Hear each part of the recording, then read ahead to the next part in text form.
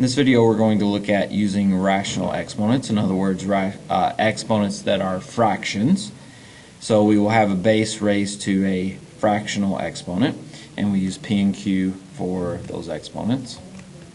It says rational exponents take the form of P over Q, where P and Q are integers. Consider a base raised to the power of P over Q. It can be simplified in two ways. So the base raised to the power of P over Q can be simplified this way. So Q root and base raised to the P power, or same thing, base raised to the power of P over Q can be simplified this way, where you have the root inside the parentheses and the power of, that would be a P, power out here. So the way to remember it is when you have this P over Q, it's the base raised to the power over the root.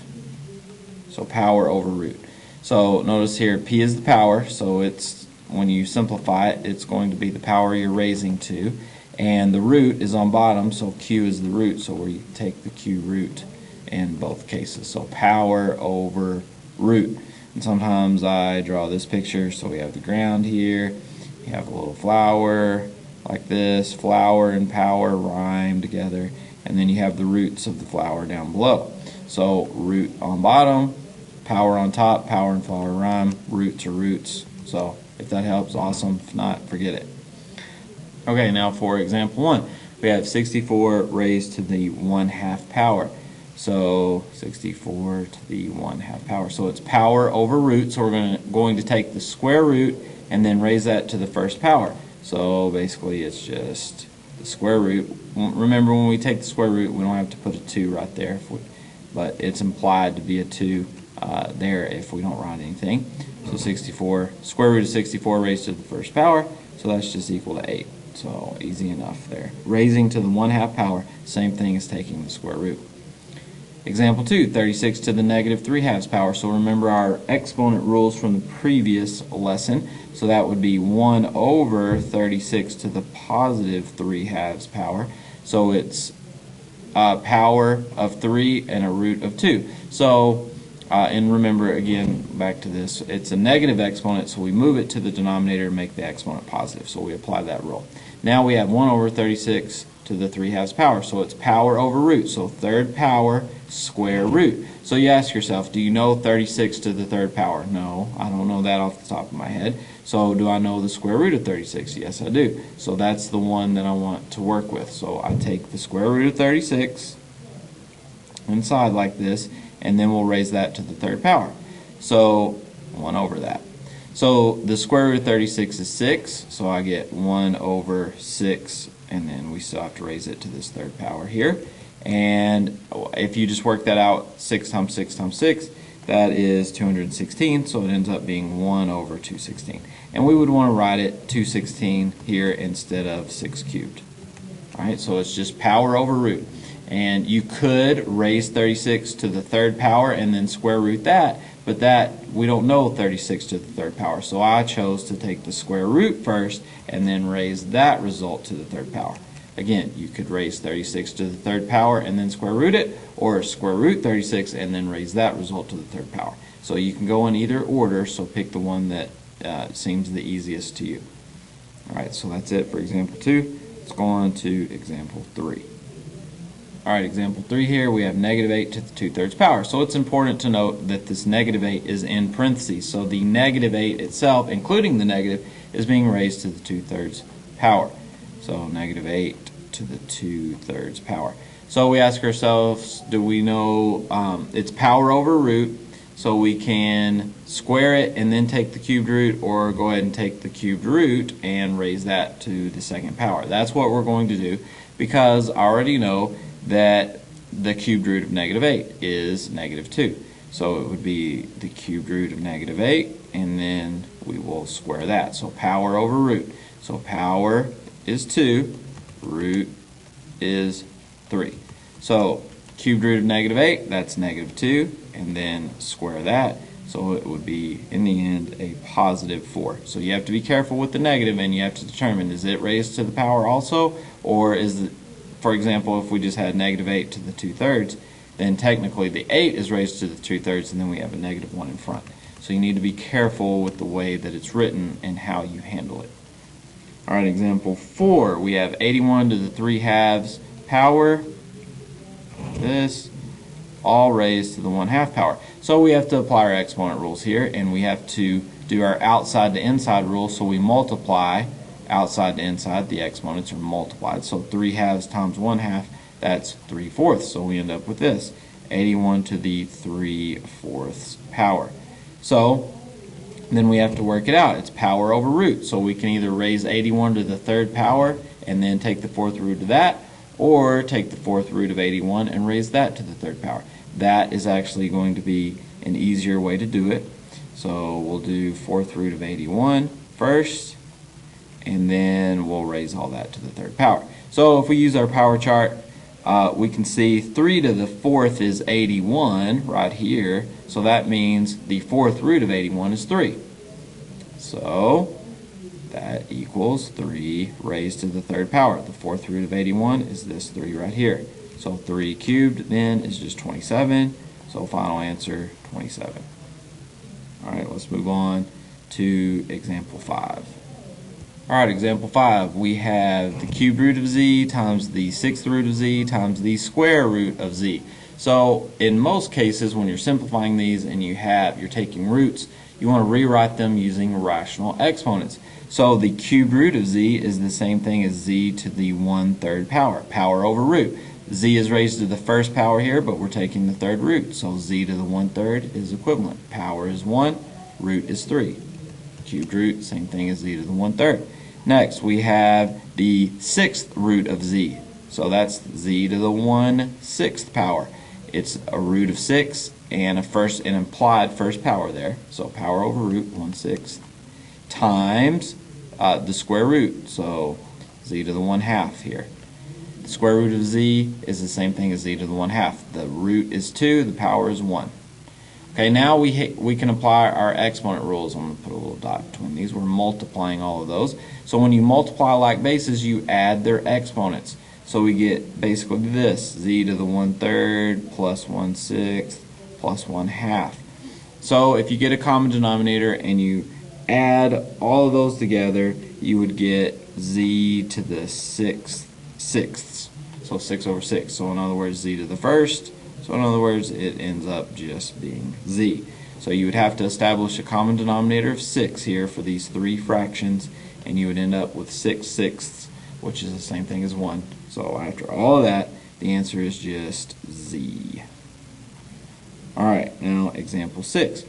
There's more than one way to approach example 6. I'm going to show you what I think would be the easiest for you, and we'll go from there. So I'm just going to show you the easiest way to work it.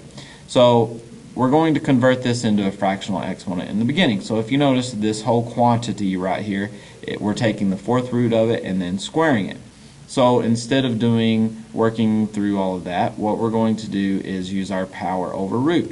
So we're going to raise all of this to a rational exponent. So I'm writing that quantity underneath, and then show that that's cubed there. So the parentheses, and then it's power over root. So we're raising it to the 2nd power, and we're taking the 4th root of it. So the 4th root, that part's here, power over root.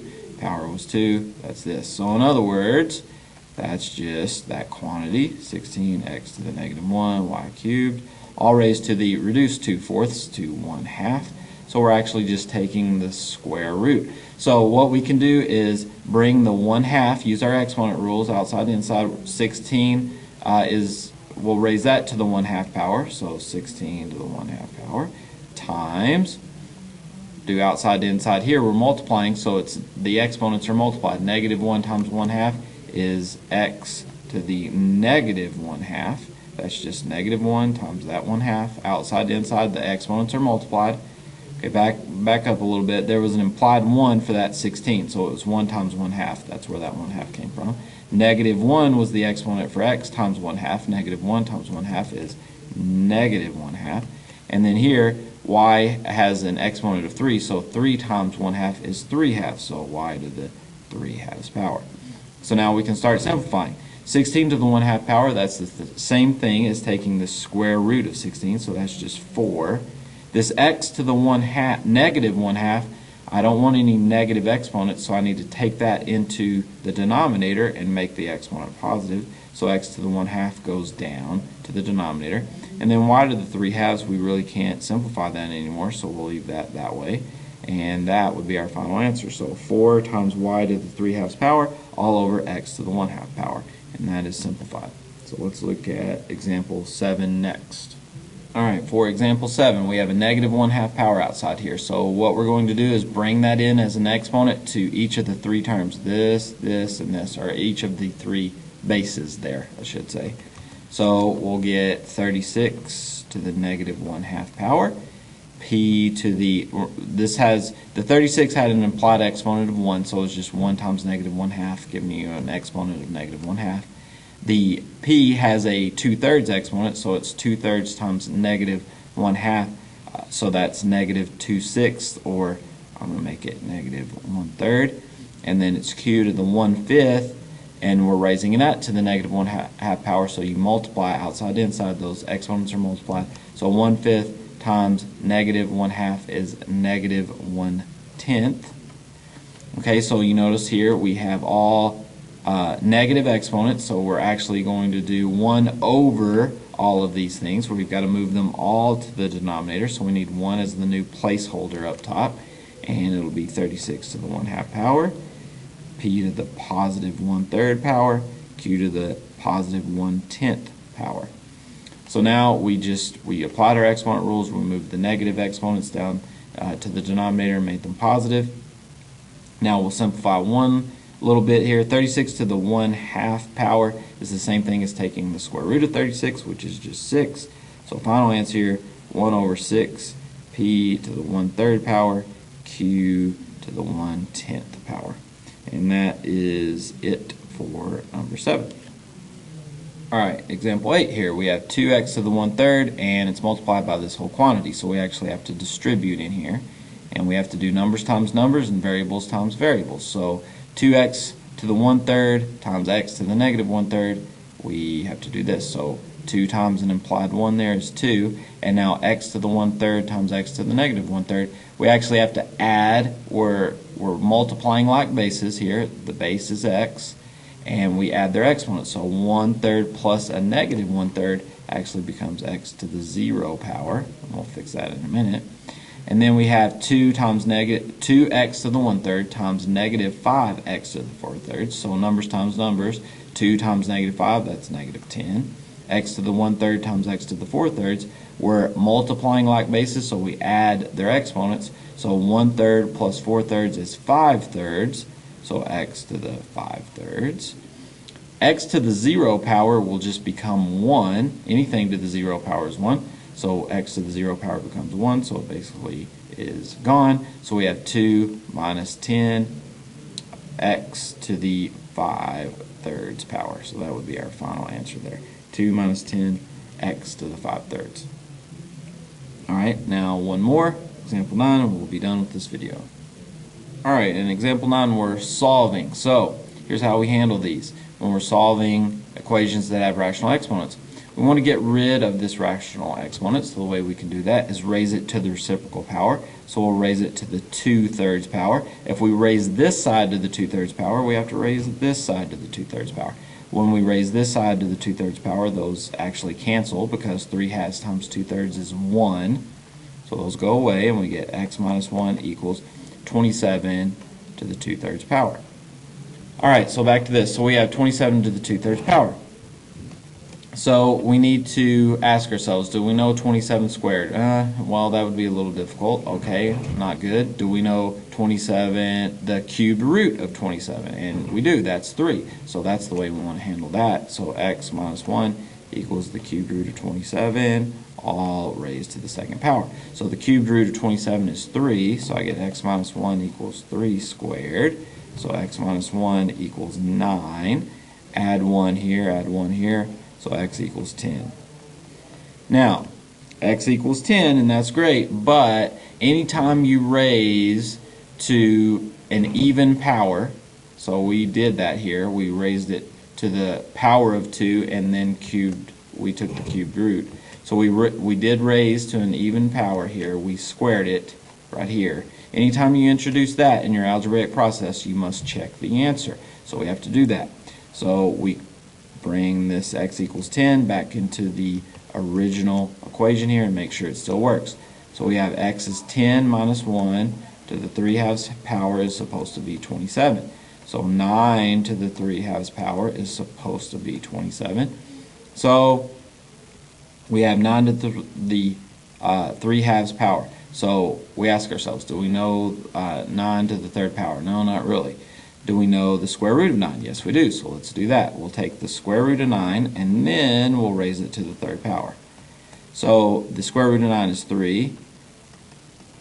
So still cube that. 3 cubed is 27. So 27 equals 27. Check. So your answer is x equals 10. Your answer is not 27. Don't get confused. That was just the check. The answer is 10. X equals 10. And we proved that it still worked even though we introduced the even power there. So you do have to check those if you raise to an even power. Alright, that's it for this video.